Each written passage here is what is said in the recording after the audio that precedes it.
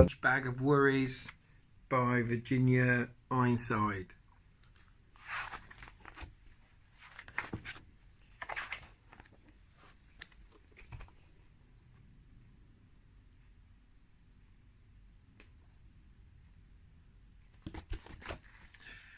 Jenny always had been happy. She had a lovely mum and a dad and a great brother, well, most of the time. She had a best friend at school and she liked her teacher. And then, of course, there was Loftus.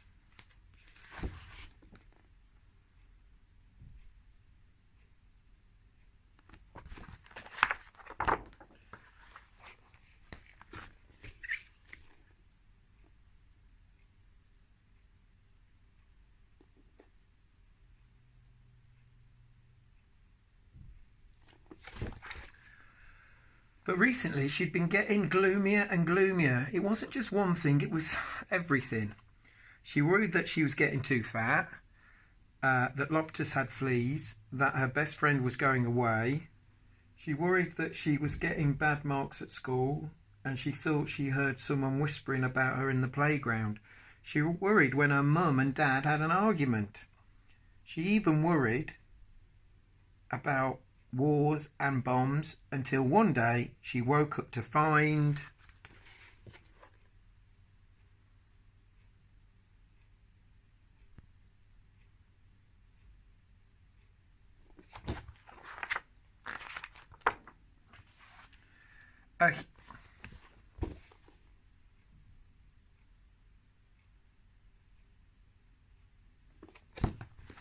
a huge bag of worries.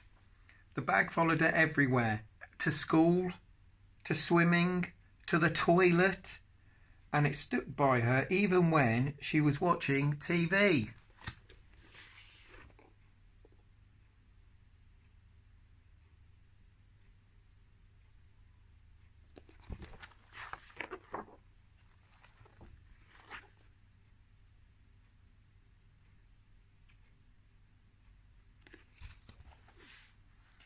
She tried ignoring it, but it didn't work.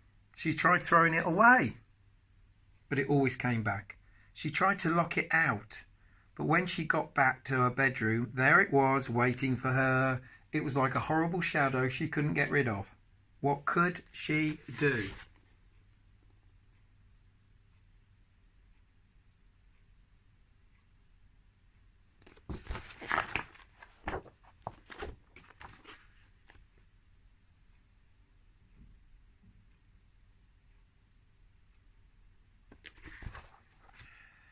She asked her brother for help, but he was busy with his computer game, and all he said was, "I don't know what you're talking about.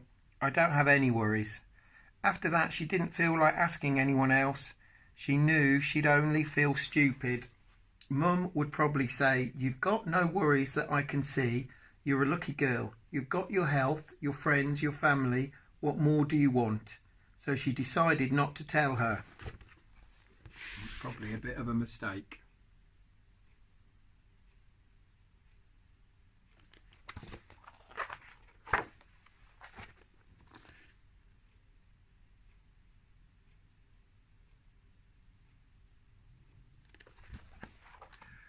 Dad might not know what to do, but then she thought again. No, Dad had enough worries of his own. She couldn't ask him. Every day things got worse. The bag got bigger and bigger and bigger. She couldn't sleep because it kept tossing and turning beside her all night.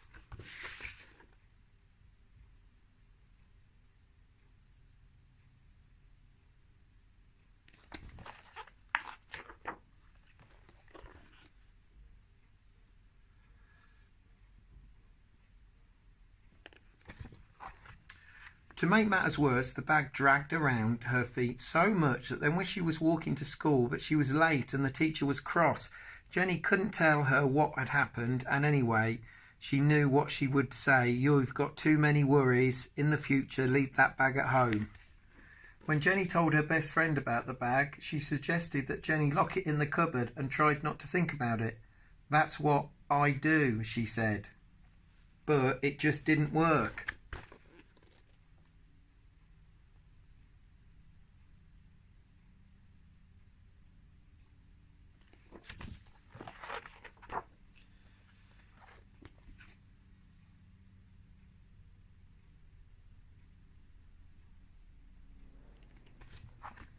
Even Loftus couldn't help. He tried his best and barked like mad, but the bag stood its ground. One morning Jenny woke up, got dressed and walked down to the road. She'd had enough. The tears started rolling down her cheeks. She sat on a garden wall and put her head in her hands. She thought she'd have to live with the bag forever.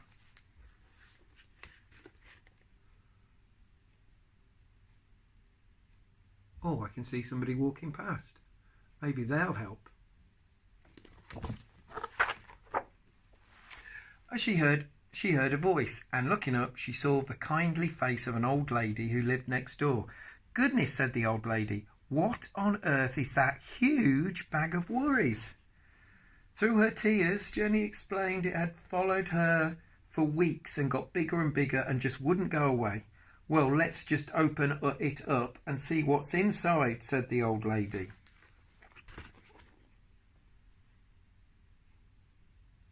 What a good idea.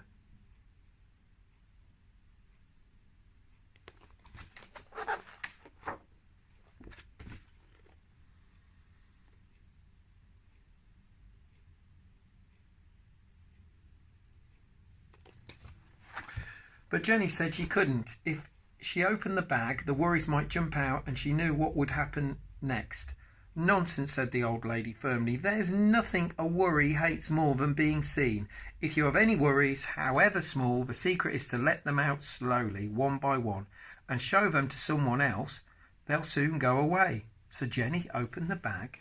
The old lady sorted the worries into groups. Jenny was astonished to see how small they looked when they were out in the open.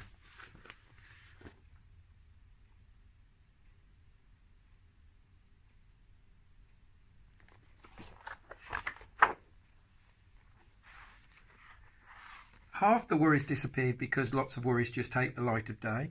As for the rest, the old lady put some in her shopping basket to deal with herself. Some she sent packing because she said they belonged to other people. Some she just blew a kiss for.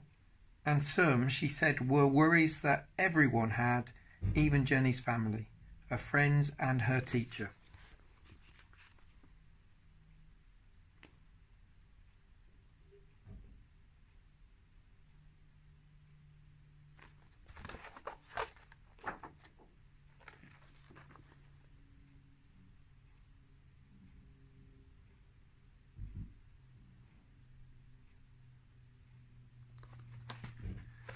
And as for the bag, I think they threw it away. That's the end of the story. Bye.